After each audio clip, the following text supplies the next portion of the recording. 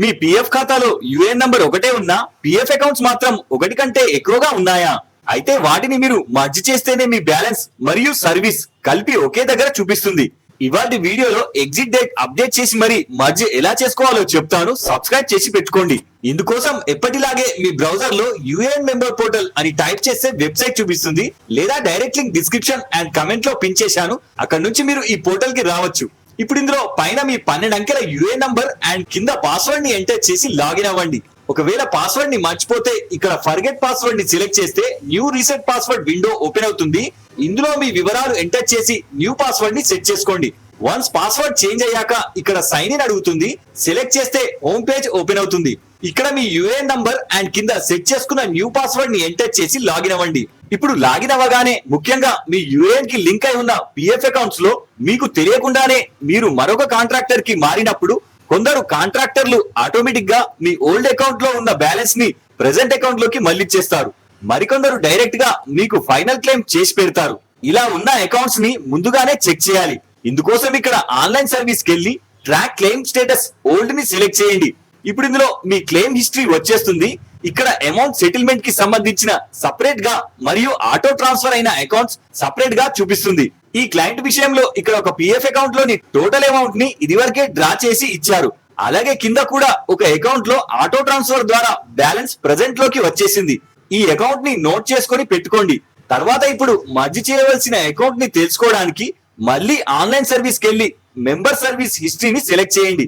ఇప్పుడు ఈ పాపప్ ని ఓకే చేయండి. ఇప్పుడు ఇందులో మీ టోటల్ పిఎఫ్ అకౌంట్స్ లిస్ట్ ఇందులోనే చూపిస్తుంది. ఇందులో కూడా మీరు క్లోజ్ లేదా మర్జ్ అయిన అకౌంట్స్ ని తెలుసుకోవచ్చు. ఈ వ్యక్తికి ఇక్కడ టోటల్ 4 పిఎఫ్ అకౌంట్స్ ఉన్నాయి. ఇందులో ఒకటి ప్రెసెంట్ అకౌంట్, దీని ముందు పి అని రాసింది ఉంటుంది. అలాగే డబ్బులు తీసుకున్న accounts settled and services status లో క్లోజ్డ్ అండ్ సర్వీస్ బెనిఫిట్స్ టేకెన్స్ లో విత్డ్రాల్ బెనిఫిట్స్ ఎస్ అని ఉంటుంది. అలాగే ఒక అకౌంట్ నుంచి మరో అకౌంట్ కి బ్యాలెన్స్ ట్రాన్స్ఫర్ చేసుకున్న అకౌంట్స్ కి ఇక్కడ పిఎఫ్ స్టేటస్ లో ట్రాన్స్ఫర్డ్ అండ్ సర్వీస్ స్టేటస్ లో closed and service benefit status లో ఎస్ ట్రాన్స్ఫర్ అని రాసి ఉంటుంది. దీన్ని బట్టి మీరు ఈజీగా అర్థం చేసుకోవచ్చు. అలాగే ట్రాన్స్ఫర్ కానీ మరియు డబ్బులు తీసుకొని అకౌంట్స్ కి ఇక్కడ పిఎఫ్ బ్యాలెన్స్ లో ఎస్ అండ్ సర్వీస్ స్టేటస్ లో ఓపెన్, అలాగే బెనిఫిట్స్ టేకెన్ లో నో అని ఉంటుంది. ఇప్పుడు ఇందులో టోటల్ 4 అకౌంట్స్ లో ఒకటి క్లోజ్ అయింది, మరొకటి ట్రాన్స్ఫర్ అయింది. చివరిగా మిగిలినవి 2.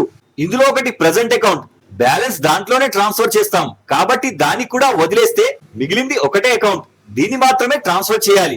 కాబట్టి ఇక్కడ ఈ పిఎఫ్ అకౌంట్ అంటే మెంబర్ ఐడిని నోట్ చేసుకొని పెట్టుకోండి. ఇప్పుడు కొన్ని సందర్భాలలో ఇక్కడ జాయినింగ్ డేట్ ఉంటుంది కానీ ఎగ్జిట్ డేట్ మెన్షన్ చేసింది ఉండదు. అలాంటప్పుడు ఎగ్జిట్ డేట్ లేనిదే మీకు ట్రాన్స్ఫర్ కి అనుమతించదు. అలాంటి సందర్భంలో ఇక్కడ ఎగ్జిట్ చేయాల్సిన పిఎఫ్ అకౌంట్స్ ని నోట్ చేసుకోండి. తర్వాత ఇక్కడ మేనేజ్ ని సెలెక్ట్ చేసి మార్క్ ఎగ్జిట్ ని సెలెక్ట్ చేయండి. ఇప్పుడు విండోలో ఎగ్జిట్ అయిన పిఎఫ్ అకౌంట్స్ కింద చూపిస్తుంది. అలాగే ఎగ్జిట్ చేయవలసిన అకౌంట్స్ కోసం ఇక్కడ సెలెక్ట్ ఎంప్లాయ్మెంట్ ని సెలెక్ట్ చేస్తే అకౌంట్ చూపిస్తుంది. ఇందులో ప్రెసెంట్ అకౌంట్ కాకుండా లాస్ట్ పిఎఫ్ అకౌంట్ ని సెలెక్ట్ చేయండి. ఇప్పుడు ఇందులో డేట్ ఆఫ్ జాయినింగ్ చూపిస్తుంది. డేట్ ఆఫ్ ఎగ్జిట్ ని మనమే సెలెక్ట్ చేసుకోవాలి. అందుకోసం ఇక్కడ సెలెక్ట్ డేట్ ఆఫ్ ఎగ్జిట్ ని సెలెక్ట్ చేస్తే ఇందులో ఆటోమేటిక్ గా ఈ అకౌంట్ లో చివరిసారిగా క్రెడిట్ అయిన పిఎఫ్ మంత్ వచ్చేస్తుంది. ఇందులో మీరు జస్ట్ డేట్ ని మాత్రమే సెలెక్ట్ చేయాలి. అండ్ ఇక్కడ డేట్ ని సెలెక్ట్ చేసే ముందు దీని తర్వాత నెక్స్ట్ జాయిన్ అయిన కంపెనీ డేట్ కి ఈ డేట్ బిఫోర్ అయి ఉండాలి. ఆఫ్టర్ సెలెక్ట్ చేస్తే ప్రాబ్లం లో పడతారు కనుక జాగ్రత్తగా సెలెక్ట్ చేయండి. తర్వాత అలాగే మరొకసారి ఎంటర్ చేయమని అడుగుతుంది. ఇక్కడ ఫస్ట్ లో సెలెక్ట్ చేసిన డేట్ ని ఇక్కడ సెలెక్ట్ చేయాలి. తర్వాత పక్కన రీజన్ అడుగుతుంది. ఇక్కడ సెలెక్ట్ చేస్తే 4 ఆప్షన్స్ వస్తాయి. ఇందులో సాధారణంగా అందరూ వాడేదే షార్ట్ సర్వీస్ ని సెలెక్ట్ చేయండి. దీని వల్ల మీకు ఎలాంటి ప్రాబ్లమ్స్ రావు. తర్వాత ఇక్కడ చెక్ పెట్టి రిక్వెస్ట్ ఓటీపీని సెలెక్ట్ చేయండి.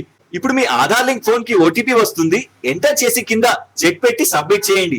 వన్స్ మీ రిక్వెస్ట్ వ్యాలిడేట్ అయితే date of exit updated successfully అని వస్తుంది. ఓకే చేయండి. ఇప్పుడు మీ పిఎఫ్ అకౌంట్ ని మీరు ట్రాన్స్ఫర్ చేయవచ్చు. ఇందుకోసం ఆన్లైన్ సర్వీస్ కి వెళ్ళి request for transfer of accounts ని సెలెక్ట్ చేయండి. ఇప్పుడు డైరెక్ట్ గా ట్రాన్స్ఫర్ పేజ్ ఓపెన్ అవుతుంది. ఇందులో కింద మెంబర్ ఐడి లేదా యుఏఎన్ అని ఉంటుంది.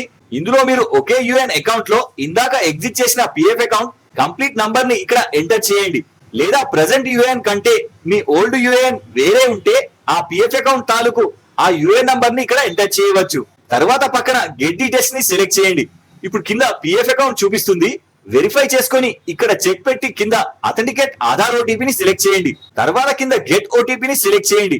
ఇప్పుడు మీ ఫోన్ కు వచ్చిన 6 అంకెల ఓటీపీని ఇక్కడ ఎంటర్ చేసి సబ్మిట్ చేయండి. ఇప్పుడు కింద మీరు ట్రాన్స్ఫర్ రిక్వెస్ట్ పెట్టుకున్న అకౌంట్ చూపిస్తుంది. అలాగే ఇక్కడ అటెస్టెడ్ త్రూ లో నాట్ రిక్వైర్డ్ అని ఉంటే మీ ట్రాన్స్ఫర్ రిక్వెస్ట్ నేరుగా మీ రీజియన్ పిఎఫ్ ఆఫీస్ కి వెళ్తుంది. ఇది ఆటోమేటిక్ గా 15 వర్కింగ్ డేస్ లో అప్రూవ్ అయిపోయి ఇది వరకు చూపించిన సపరేట్ బ్యాలెన్స్ ఒకే దగ్గర చూపిస్తుంది. కానీ పెన్షన్ అమౌంట్ మాత్రం సపరేట్ గానే చూపిస్తుంది.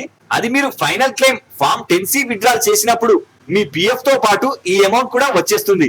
అదే ఒకవేళ ఇక్కడ పెండింగ్ ఎట్ ఎంప్లాయర్ అని వస్తే మాత్రం డైరెక్ట్ గా ఈ పీడిఎఫ్ ని డౌన్లోడ్ చేసి మీరు ప్రెజెంట్ వర్క్ చేస్తున్న సంస్థ హెచ్ఆర్ కి కాంటాక్ట్ అయి అతనికి పంపించి అప్రూవల్ చేపించాలి.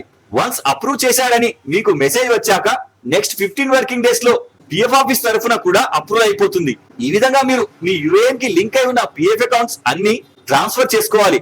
అప్పుడే మీ సర్వీస్ తో పాటు అమౌంట్ ఒక దగ్గరికి వస్తుంది. ఇలాంటి మరిన్ని అప్డేట్స్ కోసం లైక్ అండ్ సబ్స్క్రైబ్ చేసుకోండి. జై హింద్.